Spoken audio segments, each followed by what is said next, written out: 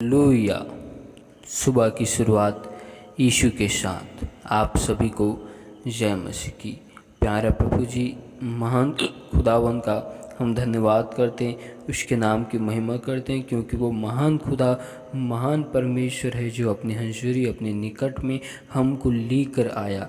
इसीलिए हम उस प्यारे प्रभु जी और महान खुदावन खुदा बादशाहों का धन्यवाद करते। Hallelujah hallelujah.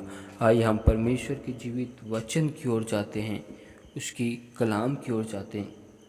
तो आप हमारे साथ निकाल सकते मत्ती रचित सुसमाचार 25 अध्याय का एक आयत को देखते हैं। तब स्वर्ग का राज्य उन 10 कुंवारियों के समान होगा जो अपनी मसाले लेकर दूल्हे से भेंट करने को निकली। उनमें 5 मूर्ख और 5 समझदार थी। मूर्खों ने अपनी मसाल तो ली, परंतु अपने साथ तेल नहीं लिया। हालेलुया। स्वर्ग का राज्य किनके समान है? स्वर्ग का राज्य 5 समझदारों के समान है। हालेलुया। इनको हम वचन के आधार पर देखते हैं। हालेलुया। जिस प्रकार यशायाह की भविष्यद्वक्ता की किताब में लिखा है कि जो आने वाला है वह तुमसे दृष्टांतों के माध्यम से बातें करेगा। हालेलुया। वो दृष्टांतों में गुप्त बात को बतलाएगा। हालेलुया। तो हम इन दृष्टांतों से समझते हैं कि स्वर्ग राज्य किनके समान है। इसमें हम देखते हैं कि 10 स्त्रियां हैं, जिनमें से 5 स्त्री नासमझ है, 5 स्त्रियां समझदार है। हालेलुया। और इनमें 10 स्त्रियों के पास मसाल है, लेकिन 5 स्त्री के पास केवल मसाल है। जो नासमझ है उनके पास तेल नहीं है। हालेलुया। उनके पास वचन है, वचन को उन्होंने सुना है, लेकिन वचन पर चलते नहीं, वचन को अमल करते नहीं, परमेश्वर की आज्ञाओं पर रहते नहीं, परमेश्वर के नियम पर रहते नहीं। लेकिन हम वहीं पर देखते हैं कि 5 स्त्रियां जो है उनके पास मसाले भी है और उनके पास जलाने के लिए तेल भी है।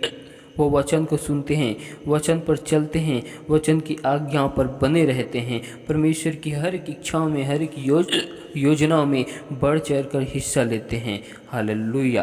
तो हम इन दोनों से सीख सकते हैं कि किनके पास वचन है और कौन वचन में चलता है और कौन वचन में नहीं चलता है। Hallelujah hallelujah.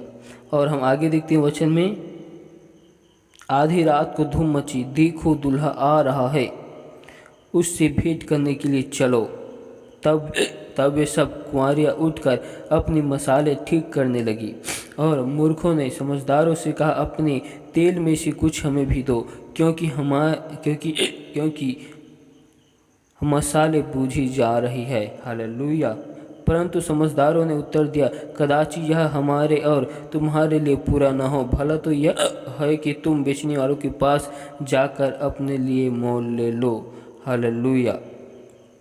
हम इनसे देखते हैं कि जब परमेश्वर की आने का समय हुआ तो यीशु मसीह ने अपने चेलों से कहा, जब यीशु मसीह जैतून के पहाड़ पर दुआ करने के लिए गया और वापस आता है तो अपने चेलों को देखता है कि वो सो रहे हैं और अपने चेलों को बोलता है, क्या तुम एक घड़ी मेरे लिए जाग भी न सकी, थोड़ी देर तक, थोड़ी रात तक। हालेलुया। और परमेश्वर का वचन कहते हैं कि तुम परीक्षा में ना पड़ो, इसलिए निरंतर जागते रहो और तुम प्रार्थना निरंतर करते रहो। जिस प्रकार चोर रात को चोरी करने के लिए आता है, जब लोग सो जाते हैं, जब सन्नाटा हो जाता है, जब सुनसान होता है, उसी घड़ी चोर चोरी करने के लिए आता है। वैसे ही परमेश्वर की पुत्र का भी आना होगा। उस घड़ी के विषय में, उस समय के विषय में कोई नहीं जानता, ना मनुष्य, ना परमेश्वर के दास, ना स्वर्गदूत। हालेलुया। वैसे ही हम सब ज्योति व परमेश्वर की संतान है, जगत की संतान है और दिन की संतान है।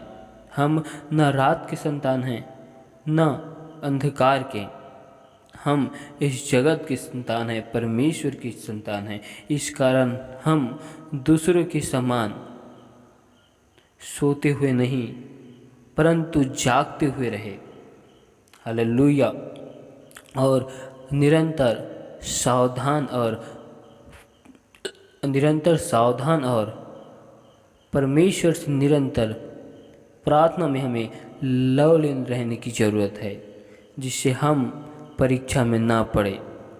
अचानक परमेश्वर की आगमन होना होगा तो सभी लोग वचन से मतलब मसाल से अपने आप को तैयार करेंगे, लेकिन कुछ के पास वचन कम होने की वजह से उनकी मसालें बुझने लगी। हालेलुया। और जो 5 समझदार स्त्री थी उनकी मसाले बुझने तो लगी, लेकिन उनके पास उस मसाले को जलाने के लिए तेल था, इसीलिए उन्होंने उस मसाल को जला पाया।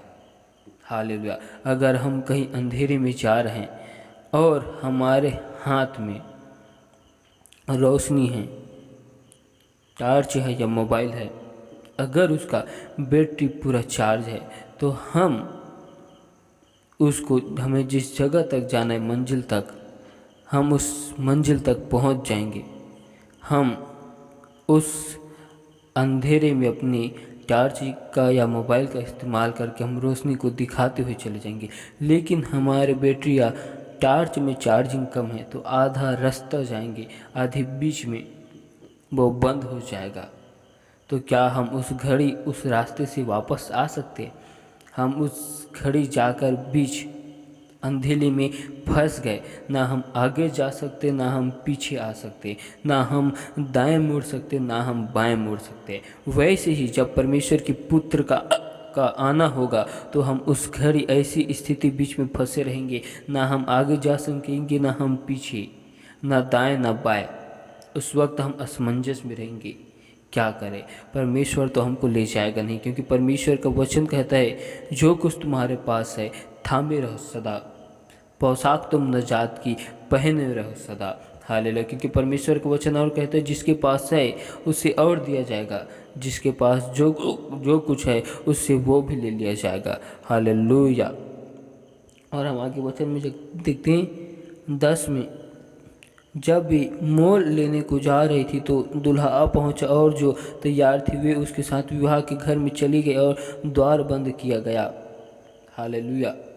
जब हम जा रहे हैं बीच में कहीं अंधेरे में फंस गए या उसी घड़ी प्रभु का आगमन हो गया तो हमको परमेश्वर ले जाएगा, लेकिन हम उस घड़ी हमारी रोशनी बुझ गई तो हम उस जगह क्या करेंगे? हम परमेश्वर के साथ नहीं जा सकते, क्योंकि हमारे पास रोशनी है नहीं। तो हमारे पास जो रोशनी बची हुई है उसको भी परमेश्वर ले लेगा, और हमारे पास अगर रोशनी बची हुई है तो परमेश्वर उसमें भरपूरी के साथ और देगा, उस कुप्पी में तेल भरपूरी के साथ रहेगा। हालेलुया। हालेलुया। वैसे ही ये 10 कुंवारियों में से 5 कुंवारी परमेश्वर के साथ जाते, 5 कुंवारी परमेश्वर के साथ छोड़ जाती है, और इनमें से 5 कुंवारी उन 5 समझदार कुंवारियों से कहती है कि हमें भी अपनी कुप्पी में से तेल दे दे। लेकिन वो समझदार लोग कहते हैं जा तुम बेचने वालों के पास जाकर खरीद लो, मोल लो। हालेलुया। लेकिन जब वो बेचने वालों के पास जा रही होती है उसी घड़ी प्रभु का आगमन हो जाता है। हालेलुया। तब जो 5 लोग तैयार रहते वो लोग चले जाते, 5 लोग छूट जाते, तो परमेश्वर को दुहाई देते हैं हमारे लिए दरवाजे को खोल। अब वो दरवाज़ा नहीं खुलेगा क्योंकि वो दरवाज़ा बंद हो चुका है। दरवाज़ा पहले खुला हुआ था, अब दरवाज़ा बंद कर दिया गया है। हालेलुया। इसलिए हमें हमारी कमर को बांधे रहना है और हमें दिए के समान हमेशा जलते रहना है, हमें हमेशा उजियाले में रहना है, क्योंकि हम उजियाले की संतान हैं। हालेलुया। हालेलुया। धन्य हैं वे जो चुने गए हैं, क्योंकि हम चुने हुए हैं, हम भरमाए गए नहीं, हम चुने हुए हैं। इसलिए हम जगत की ज्योति और जगत की संतान हैं। हमें इस बात को नहीं भूलना चाहिए कि हम जगत की संतान हैं। इसीलिए हमें निरंतर जागते रहना है, चौकस रहना है, ताकि हम उन 5 समझदार कुंवारियों के समान हम परमेश्वर जब आए तो हम उसके साथ जा सके, ना कि 5 ना समझ वालों के साथ हम पीछे रह जाए। कई बार हम सोचते हैं कि अभी कौन है जो परमेश्वर आएगा, हम ऐसे ही बोलते हैं। और हो सकता है हम ऐसे बोल रहे हैं कि अभी परमेश्वर का आगमन नहीं है और उसी घड़ी हो जाएगा, तो हालेलुया। हम समय बनाते रहते हैं परमेश्वर की हजूरी में बैठने के लिए, परमेश्वर की उपस्थिति में जाने के लिए। हालेलुया। हमें इस बात का हमेशा ध्यान रखना है और हमें निरंतर जागते रहना है, प्रार्थना में हमेशा लवने रहना है, ताकि हम परमेश्वर के पास जा सके। हालेलुया। तो आइए हम दुआ में जाते हैं। प्यारे प्रभु जी, इन वचन के द्वारा आप सभी को बहुत आयत किया दे। प्यारे प्रभु जी, महान खुदा पिता परमेश्वर, हम आपका धन्यवाद करते, आपकी तारीफ करते, स्तुति प्रशंसा करते, क्योंकि आप मेरे महान खुदा और महान परमेश्वर हो, अद्भुत कार्य करने वाला, विलम्ब से कोप करने वाला, सर्वशक्तिमान मेरे परमेश्वर, हम आपका धन्यवाद करते आज की सुबह के लिए प्रभु जी, जो आपने हमें अपनी हंजूरी अपने निकट में लेकर आया। प्यारे प्रभु जी, इसके लिए हम आपका धन्यवाद करते, तारीफ करते प्रभु जी, आज के दिन के लिए, आज के सुंदर समय के लिए जो आपने हमको दिखाया प्रभु जी। इस दिन को, सुंदर समय को तेरे बलवंत और पवित्र हाथ में सौंपते।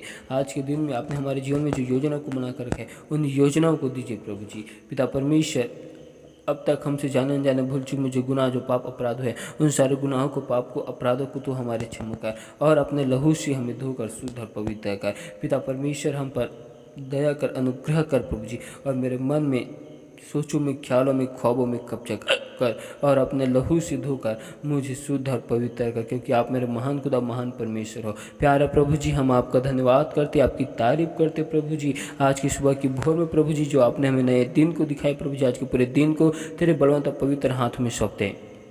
आज की हम इस दिन में आशीष को मांगते हैं, आपकी अगुवाई को चाहते हैं, आपकी इच्छा को चाहते हैं, जो आपने हमें आज के दिन में देने को जा रहे हैं प्रभु जी। हर एक भाई बहन को आज के दिन में बहुतायत की आशीष को देना आपने जो हमारे लिए बना कर रखा है प्रभु जी।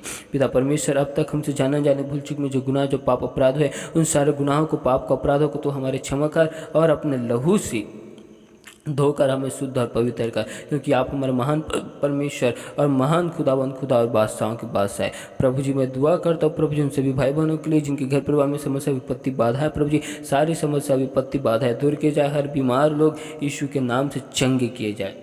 और प्यारे प्रभु जी, हम पर दया कर, अनुग्रह कर, हमारे मन में, सोचों में, ख्यालों में, ख्वाबों में कब्जे कर, अपने लहू से धोकर शुद्ध पवित्र कर। पिता परमेश्वर, आज हमने 10 कुंवारियों के दृष्टांतों के द्वारा सीखा, जिनमें 5 कुंवारी परमेश्वर के साथ में जाती है और 5 नहीं जाती, 5 नरक की आग की झील में डाल दिए जाते। इसलिए हमें निरंतर तैयार रहने की ज़रूरत है मेरे प्यार प्रभु जी, ताकि जब आपका आगमन हो प्रभु जी, तो हम आपके साथ जाए। हमें वचन में, स्तुति में, आराधना में, आपकी आज्ञाओं में, नियम में बढ़ते हुए जाना है, ताकि हम आपके साथ में जा सके मेरे प्यार प्रभु जी। पिता परमेश्वर, हम तो वचन को सुनते, लेकिन वचन को सुनकर वचन पर नहीं चल पाते, तो आज हमारे मन और हृदय को बदल प्रभु जी, ताकि हम आपके वचन को सुनकर प्रभु जी वचन के अनुसार चलने वाला बन जाए प्रभु जी। और पिता परमेश्वर, हम आपका धन्यवाद और तारीफ, महिमा, बड़ाई करते हैं, क्योंकि आप हमारे महान परमेश्वर और महान खुदा, आपने हमें आज जीवितों के मध्य जीवित रखा, भला चंगा संभाल कर रखा। आज के पूरे दिन को, बलवंत दिन को तेरे हाथों में सौंपते हैं। आज के पूरे दिन भर में हम जो भी कार्य करें, उन सारे कार्यों में आपकी आशीष को मांगते प्रभु जी। आज के पूरे दिन को तेरे बलवंत और पवित्र हाथों में सौंपते प्रभु जी। आपकी इच्छा, आपकी योजना जो हमारे जीवन में आपने बना कर रखे, उन इच्छाओं को, उन योजनाओं को आप हमें दीजिए। और पिता परमेश्वर, हम आपका धन्यवाद करते, सारे भाई बहनों को बहुतायत की आशीष देना प्रभु जी। हम पर दया, अनुग्रह कर, सारे महिमा आपको देते हुए हम इस प्रार्थना को यीशु के नाम से मांगते। सुन और स्वर्ग राज्य में ग्रहण कर, आमीन।